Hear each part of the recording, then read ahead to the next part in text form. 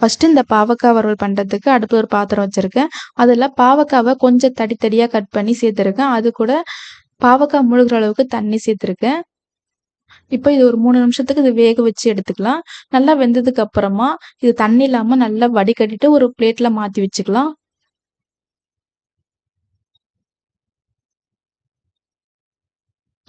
பாருங்க கொஞ்சம் கூட தண்ணி இல்லாம நல்லா வடிகட்டி எடுத்து வச்சிருக்கேன். இப்ப இதுல இந்த பாவக்காவுக்கு தேவையான அளவு உப்பு, ஒரு 1/4 டீஸ்பூன் மஞ்சள்தூள், 1 டீஸ்பூன் மிளகாய்த்தூள், 1 டீஸ்பூன் மல்லித்தூள் இது எல்லாமே சேர்த்துருக்கேன். உங்க காரத்துக்கு தகுந்தாப்புல நீங்க மசாலா தூள் சேர்த்துக்கோங்க. குழந்தைங்கலாம் சாப்பிடுற மாரி இருந்தா நீங்க கம்மியாவே சேர்த்துக்கோங்க. இப்ப அந்த மசாலா தூள்லாம் சேர்த்து இத நல்லா கலந்து விட்டுக்கலாம். பாவக்கா கொஞ்சம் உடைஞ்சிராம பார்த்துக்கோங்க. நல்லா கலந்து விட்டதுக்கு அப்புறமா ஒரு 10 நிமிஷத்துக்கு இந்த பாவக்கா, இந்த மசாலா கூட நல்லா ஊறட்டும்.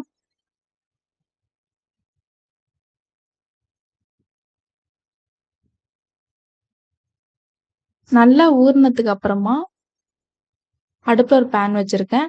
பேன் நல்லா சூடானதுக்கு அப்புறம் 3 டேபிள் ஸ்பூன் அளவுக்கு எண்ணெய் ஊத்திக்கலாம்.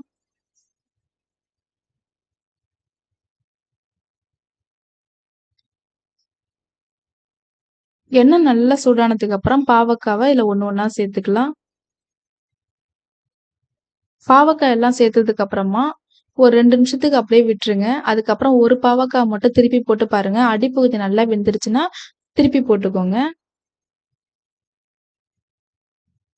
நல்லா இந்த பாவக்காய் நல்லா ஒரு மாரி ப்ரவுன் கலர்ல நல்லா ஒரு மாரி கிரிஸ்பியா நல்லா வெந்து வரணும். அந்த அளவுக்கு நல்லா வறுத்துக்கோங்க.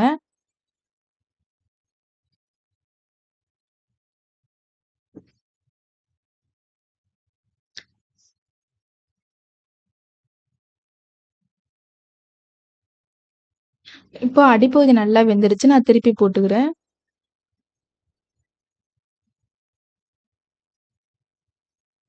சம்டைம்ஸ் ஒரு பாவக்காய் சீக்கிரமாவே நல்லா கொஞ்சம் மொறுவலா வந்துரும். அதெல்லாம் நீங்க ஒண்ணு ஒண்ணா தனியா எடுத்து வச்சுக்கோங்க.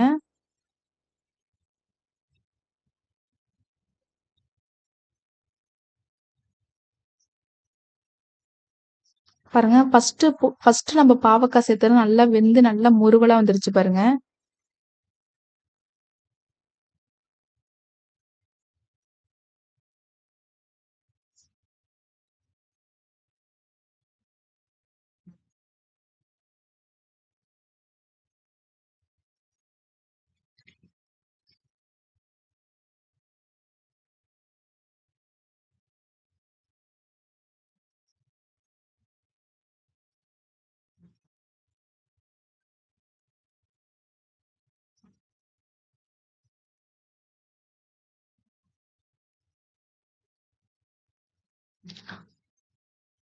உங்களுக்கு ஒண்ணு ஒண்ணா சேர்க்க ரொம்ப கஷ்டமா இருக்கு, டைம் எடுக்குதுன்னா, நீங்க எல்லாத்தையும் ஒண்ணா சேர்த்துட்டு நல்லா ஃப்ரை பண்ணி எடுத்துக்கோங்க.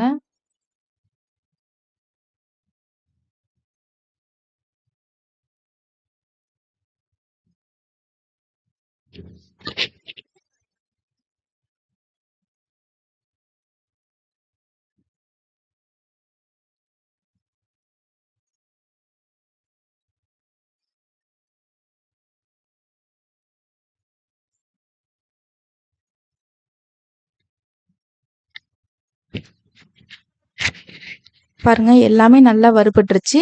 இப்ப நம்ம ஃபர்ஸ்ட்டு வறுத்து எடுத்து வச்சிருக்கோம் இல்லையா? அந்த பாவக்காவையும் இதுல சேர்த்துட்டு, இப்போ இதுல கடைசியா நல்லா கொஞ்சம் கருவேப்பிலை எடுத்து நல்லா கொஞ்சம் பிச்சு போட்டுக்கோங்க. இப்போ ஒரு 5 நிமிஷத்துக்கு அடுப்ப ஹை ஃப்ளேம்லயே வச்சு இத நல்லா வதக்கி விட்டுக்கலாம் எல்லாத்தையும் சேர்த்து. ரொம்ப வாசனையா இருக்குங்க. இந்த மாரி செய்யும்போது, இந்த இந்த கருவேப்பிலையோட வாசனையும், இந்த பாவக்காவோட வாசனையும் ரொம்ப ரொம்ப சூப்பரா இருக்கும். கண்டிப்பா ட்ரை பண்ணி பாருங்க. குழந்தைங்கலாம் நல்லா விரும்பி சாப்பிடுவாங்க. கண்டிப்பா ட்ரை பண்ணி பாருங்க. Thank you.